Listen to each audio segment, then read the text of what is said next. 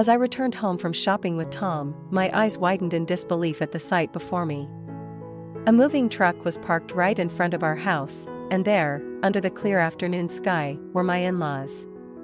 My father-in-law, a stern man in his early 70s, and my mother-in-law, always with a commanding presence, were directing movers with swift, sharp gestures.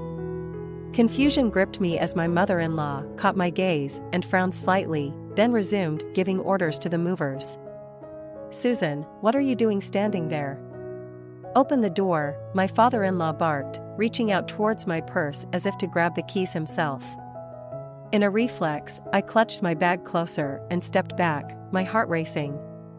This sudden intrusion, their unannounced arrival, it was overwhelming. "Why are you here? What's happening?"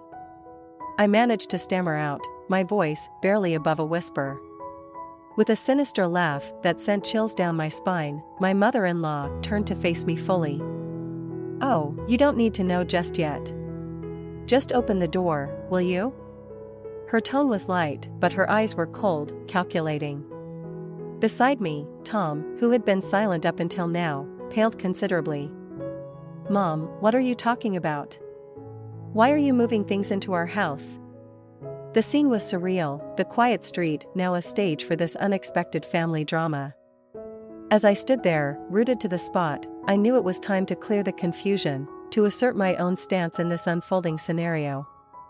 "My name is Christy Grubb, not Susan," I started, my voice steady, despite the trembling I felt inside. "I am 48 years old and run an insurance agency, a business I took over from my father. It's important for me to maintain order, both in my personal and professional life." I glanced at Tom, who looked back at me with a mixture of confusion and support.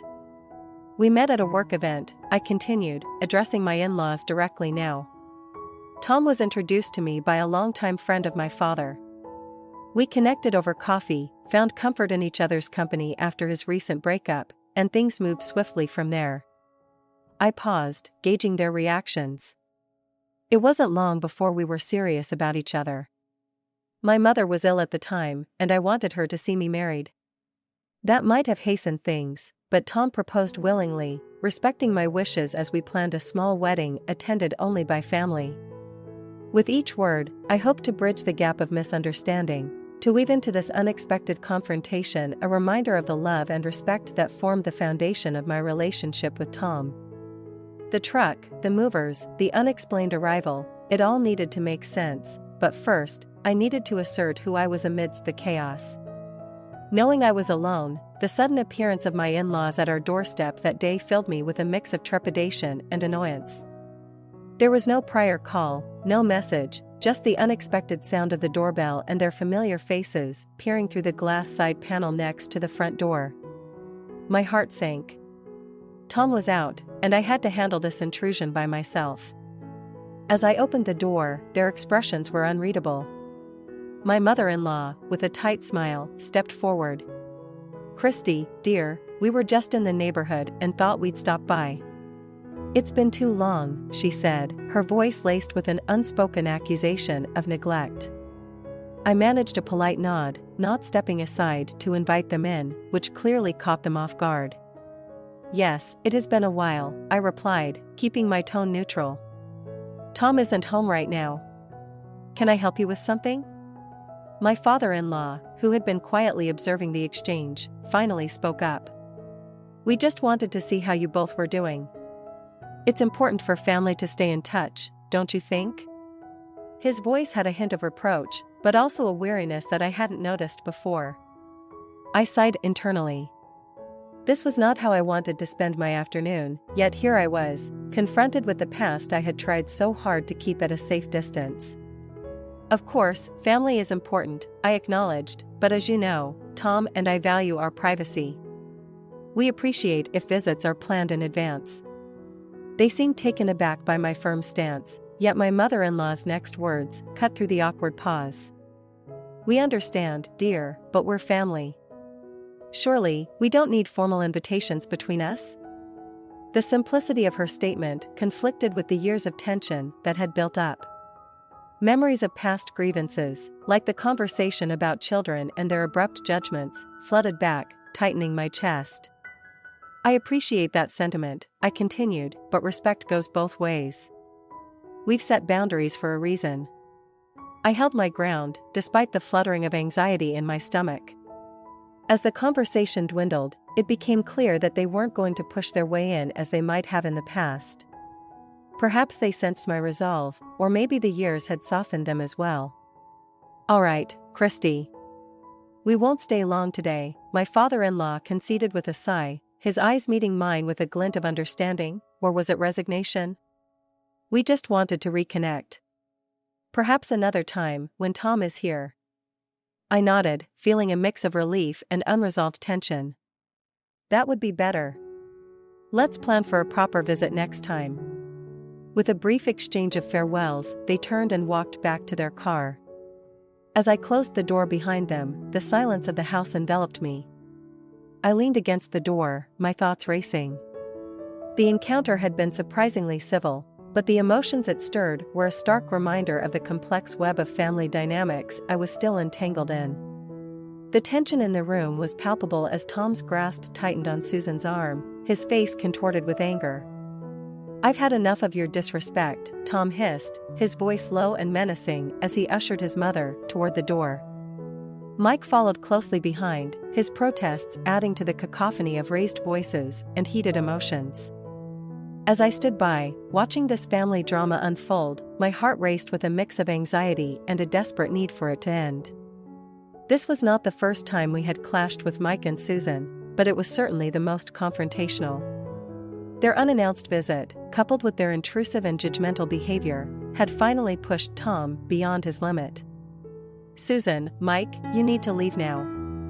We will not tolerate this any longer," I said, finding my voice as I moved to stand by Tom's side. My statement seemed to fuel their indignation. "How can you treat us like this?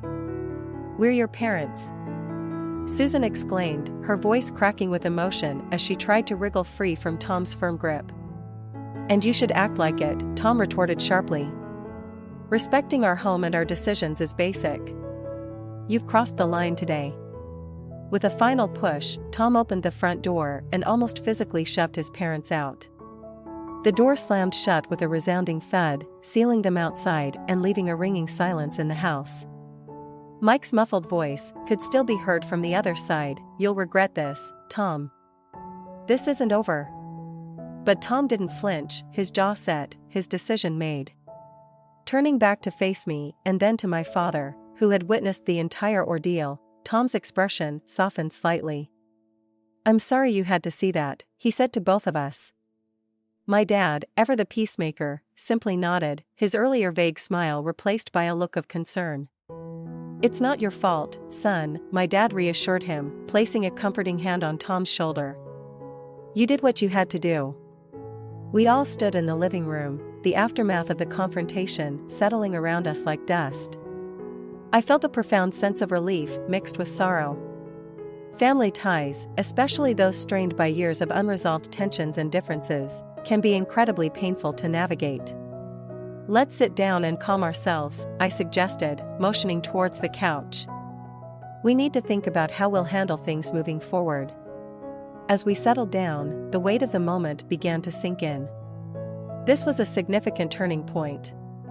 Tom had made it clear that our immediate family, him, me, and my father, was his priority, and he would protect that at any cost. "Thank you, Tom," I said softly, squeezing his hand. "For standing up for us."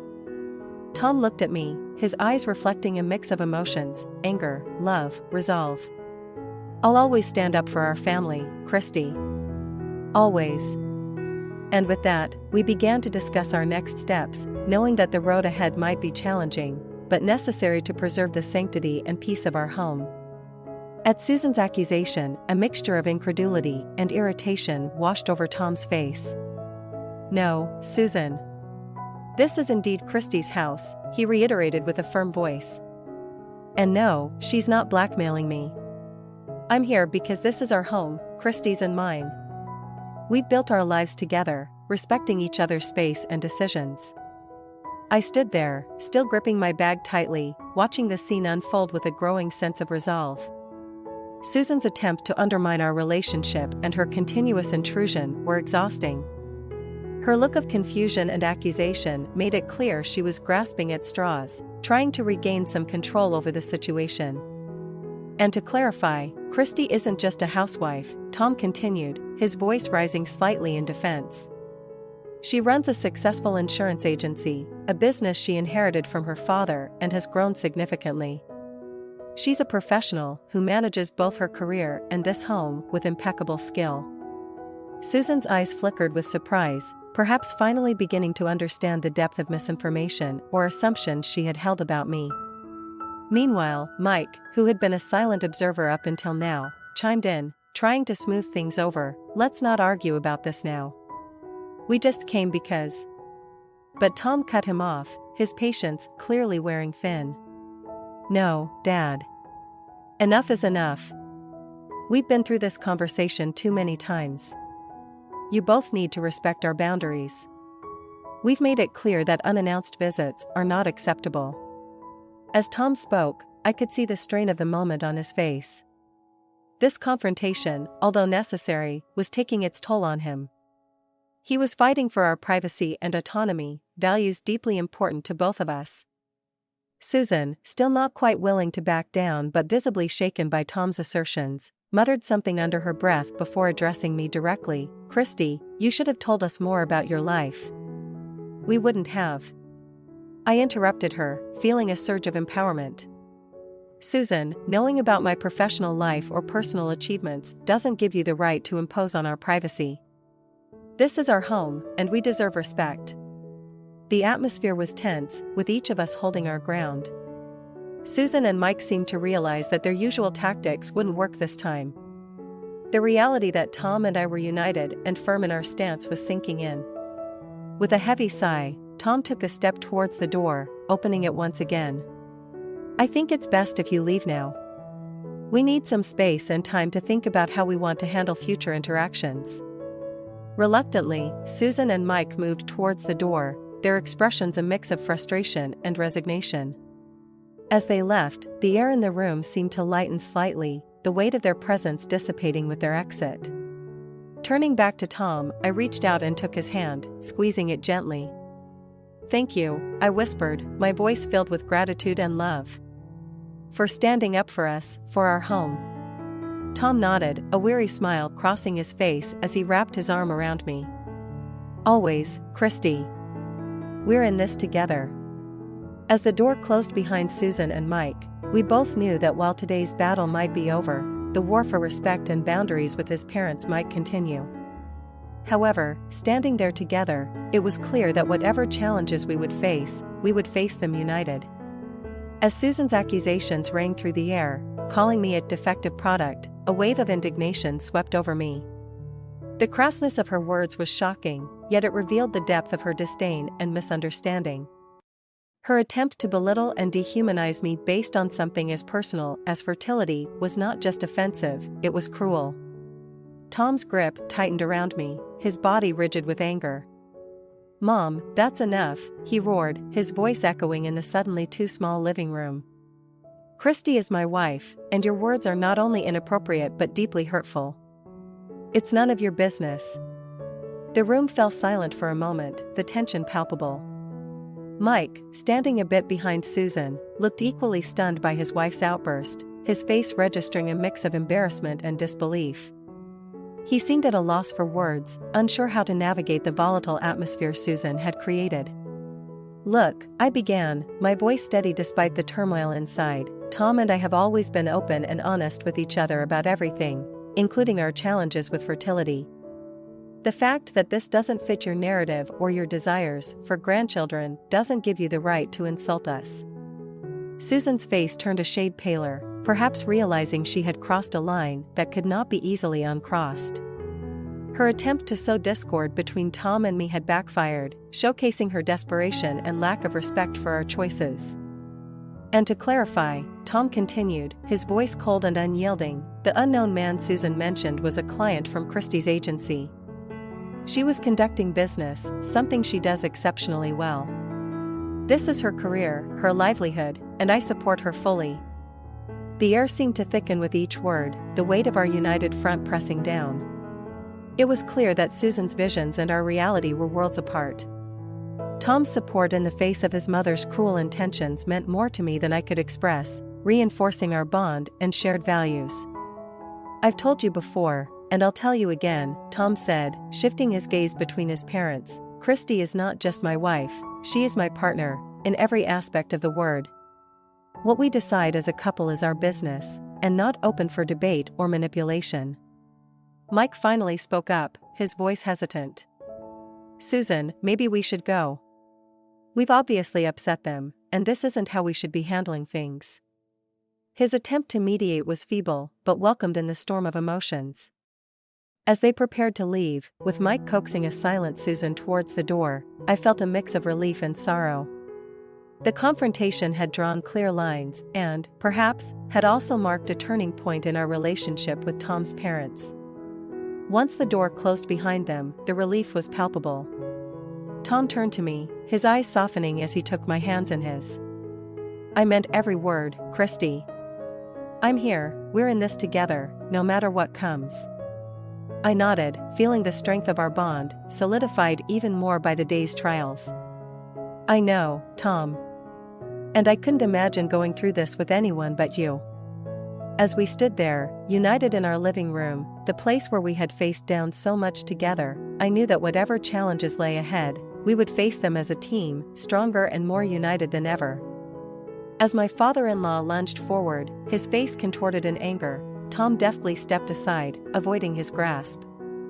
The room was charged with tension, the air thick with the bitter stench of revelations and accusations. Mike's attempt at aggression fell flat, his movements clumsy and uncoordinated in his emotional state. Tom's calm demeanor only served to infuriate him more, but Tom remained composed, an island of calm in the stormy seas of familial discord. "You can't seriously expect me to support you after everything that's come out today," Tom said, his voice firm and unwavering. "I've been self-sufficient since I was a teenager, while you spent my earnings from my part-time jobs. The only responsibility I have now is to my wife and myself." Mike's face was a mask of shock and anger, his features twisted as he tried to process Tom's words. Beside him, Susan was similarly shaken, her earlier bravado having evaporated. The reality of their son's independence and their own misdeeds seemed to finally be sinking in. "You were using my hard-earned money while pretending to struggle financially? All these years?" Tom's voice grew louder, his tone tinged with a mix of disbelief and resentment. "How can you say you deserve support now?"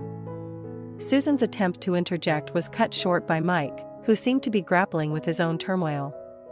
"This isn't what we raised you to be," he muttered, seemingly to himself, struggling to reconcile the son he thought he knew with the man standing before him. Tom shook his head, the patience he had maintained starting to wane. "Raised me? You call stealing my earnings and lying about our family's history raising me? You two haven't supported me in any real sense since I was a teenager. Why should I be obligated to support you now?" In the midst of this heated exchange, I noticed the movers quietly continuing their work, methodically relocating our belongings to the storage unit as previously instructed. The extra charge for their services seemed a small price to pay to avoid further confrontation and to put physical distance between us and the chaos that had erupted. As the movers worked, I made my way to Tom's side, placing a supportive hand on his shoulder.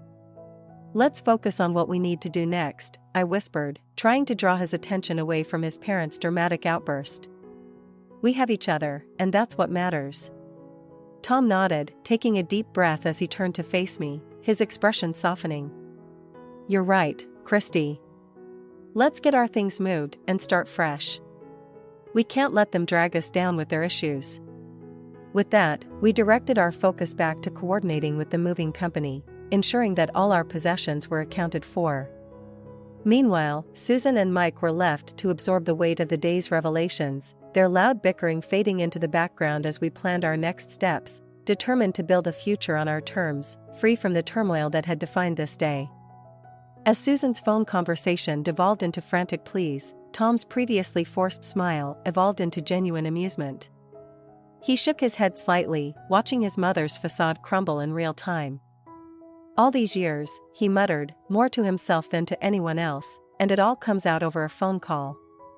I stood beside Tom, my own emotions a tangled web of disbelief and pity. Pity for the woman who had just exposed herself so thoroughly, for the desperation that clung to her words like a thick fog. The sharp slap that Mike had delivered was shocking, yes, but Susan's retort revealed a depth of manipulation and cold calculation that was even more chilling.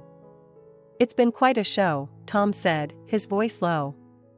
His eyes never left his mother, who was now pacing back and forth, her earlier composed demeanor shattered by the revelations and the sudden exposure of her double life. Mike stood frozen, his anger momentarily subsided as he processed his wife's betrayal. The money, the lies, the manipulation, it was all laid bare in the harsh light of the afternoon sun that streamed through the open windows. "You said you were using the money for the house, for family expenses," Mike said, his voice breaking. "All this time, it was for him?" Susan stopped her pacing, turning to face her husband with a sneer. "Of course, it was. And why not? He gave me what you never could, attention, admiration, and the kind of life I deserved." The raw, ugly truth of her words seemed to suck the air from the room. I could feel Tom tense, beside me, his disgust palpable. Yet, there was also an undeniable release, a sense of vindication in seeing the truth come to light after all these years of suspicion and strife. "And now," Tom added, his voice rising a bit, "you know. All the money I sent, hoping it would help, was just fueling your escapades, Mom. It's ironic, isn't it? You tried to paint me as the villain, as someone who needed to be controlled and managed, when all along, it was you who needed watching." Susan's face contorted with rage at Tom's words. "You think you're so clever, don't you? Just because you've uncovered a little dirt," she spat. But her voice lacked its earlier confidence, her insults ringing hollow in the face of her exposed deceit. "That's enough," Mike said, finally finding his voice. His eyes were sad, defeated. "I don't even know who you are anymore, Susan." As the reality of their fractured relationship hung heavy in the air, I could only offer a supportive squeeze of Tom's hand. We had come here today expecting a confrontation, but the depth of deceit and the resulting fallout were more dramatic and painful than either of us had anticipated. Tom looked down at me, his expression softening. "Let's go, Christy. We've seen enough. There's nothing left for us here." As we turned to leave, Susan's voice cracked behind us, still pleading into the phone, still trying to salvage what little she could from the wreckage of her carefully constructed lies. But for Tom and me, it was over. We stepped out into the light, leaving the darkness behind, ready to face a future unburdened by the shadows of deceit. Susan's face, usually so composed and manipulative, now displayed a mix of shock and indignation as she processed my words.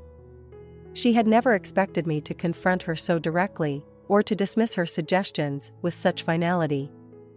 It was clear she was unaccustomed to being on the receiving end of such straightforward criticism, especially from me.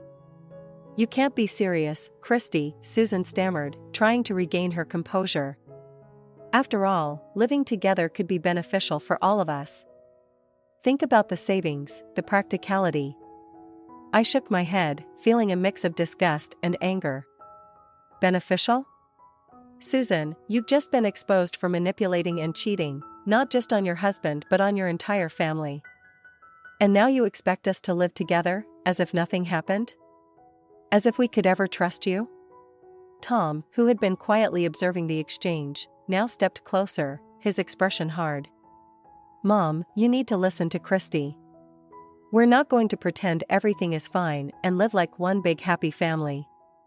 What you've done, it's unforgivable. And trying to manipulate Christy now? It's just too much." Susan's eyes darted between Tom and me, perhaps looking for any sign of weakness or hesitation. But there was none. Our united front was clear, and her usual tactics were failing her miserably. "And as for the alimony," I continued, my voice firm, "that's your responsibility. You made those choices, you managed the finances deceitfully. You can't expect anyone else to clean up your mess." Mike, now slowly picking himself up from the ground, looked between us, his expression a blend of embarrassment and realization. He seemed to be coming to terms with the extent of Susan's deceit and the impact it had on his relationship with his son. I need some time to think about all of this, Mike muttered, avoiding eye contact. It was clear the day's revelations had shaken him deeply. Susan, now realizing her usual strategies were ineffective, let out a heavy sigh. Fine. I see your point. I'll handle my own problems, she said reluctantly, her tone bitter. As Tom and I watched her retreat, we knew that while this confrontation might be over, the repercussions would resonate for a long time. We turned to each other, the weight of the day pressing down on us. We did the right thing, Christy, Tom said after a moment, his voice low. It was tough, but necessary. I nodded, feeling the truth of his words. Yes, it was. And whatever comes next, we'll face it together. As we walked away, leaving Susan to her thoughts and Mike to his newfound realizations, I felt a sense of closure. The air around us seemed clearer, lighter. The future was uncertain, but one thing was sure, we had each other, and we were ready to move forward, together. As I swung open the door, the bright smile of my business associate greeted me. Behind them, nestled comfortably in a plush carrier, was Maureen, the cat. Their deep blue eyes peeked curiously at their new surroundings, their gaze as calm and expansive as the ocean itself. Here she is, my associate said, stepping inside and setting down the carrier, gently. I think you're going to love having Maureen around. She's very serene. As we opened the carrier, Maureen cautiously stepped out, her movements graceful and measured. She immediately began exploring her new home, her tail held high with a gentle flick at the tip. Tom came down the stairs, his steps quickening as he caught sight of our new family member. She's beautiful, he remarked, his voice filled with genuine warmth. He crouched down to Maureen's level, extending a hand. She sniffed it tentatively, then, seemingly satisfied, nuzzled against him. I thought she'd make a wonderful addition to our home, I explained, watching the two of them interact. Especially after everything that's happened. It's nice to focus on something positive, something new. Tom nodded, his attention still on Maureen as she began to purr loudly, her contentment filling the room. It's perfect, Christy. It feels like she's already part of the family. As we watched Maureen explore her new home, climbing cautiously onto the sofa and then finding her way to the windowsill, I felt a sense of peace wash over me. The drama with Susan and Mike felt like a distant memory, and though the fallout had been intense, it felt as if we were finally moving past it, turning a new leaf. Our home feels complete now, I said, smiling at Tom. It's just us and Maureen. No more chaos, no more unexpected drama. Tom laughed, his eyes following Maureen as she discovered her reflection in a mirror. Yes, it's just us and our little sea-eyed explorer. I think we're going to be very happy here. The simplicity of the moment, the quiet joy of it, was a balm to the complexities of the past few months. As Maureen settled into a sunlit patch on the carpet, curling into a ball, Tom and I sat down beside her, watching her drift into sleep. It's a new beginning for us, I murmured, leaning against Tom. He nodded, wrapping an arm around me. A much happier one, he agreed. In the calm of our living room, with the soft purring of our new cat as a soundtrack, I felt hopeful about the future. Maureen, with her sea blue eyes, wasn't just a pet, she was a symbol of our resilience, our capacity to start anew, no matter the storms we'd weathered. As the sun set outside, casting long shadows across the room, I knew that whatever challenges might come our way, we would face them together, as a family.